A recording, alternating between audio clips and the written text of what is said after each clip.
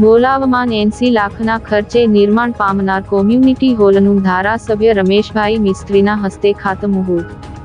ભરૂચ શહેરના ભોલાવ વિસ્તારમાં સ્થાનિક રહીશોની સુવિધામાં વધારો કરવાના હેતુથી અંદાજિત 80 લાખના ખર્ચે સાકાર થનાર નૂતન કોમ્યુનિટી હોલનું વિધિવત ખાતમુહૂર્ત કરવામાં આવ્યું હતું.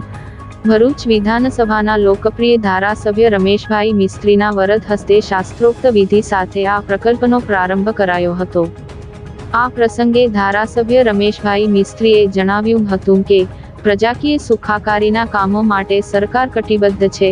આ કોમ્યુનિટી હોલનું નિર્માણ સાંસદ મનસુખભાઈ વસાવા, જિલ્લા પંચાયત સભ્ય ધર્મેશ મિસ્ત્રી ગ્રાન્ટ, નાણાં પંચની ફાળવણી તેમજ ગ્રામ પંચાયતના સ્વભંડોળ સહિતની વિવિધ ગ્રાન્ટના સંકલનથી કરવામાં આવશે. ભોલાવના નર્મદા કોલોની સામે અને હરિકૃષ્ણ સોસાયટીની બાજુમાં નિર્ધારિત સ્થળ પર યોજાયેલા આ કાર્યક્રમમાં જિલ્લા પંચાયત સભ્ય ધર્મેશ મિસ્ત્રી સહિત સ્થાનિક અગ્રણીઓ અને ગ્રામજનો મોટી સંખ્યામાં ઉપસ્થિત રહ્યા હતા.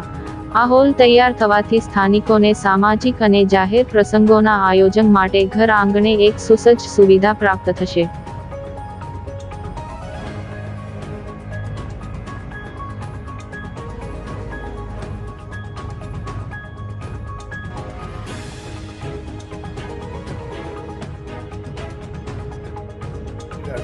આજે ભોલાવ ગ્રામ પંચાયત દ્વારા કોમ્યુનિટી હોલનું ખાતમુહૂર્ત કરવામાં આવ્યું છે.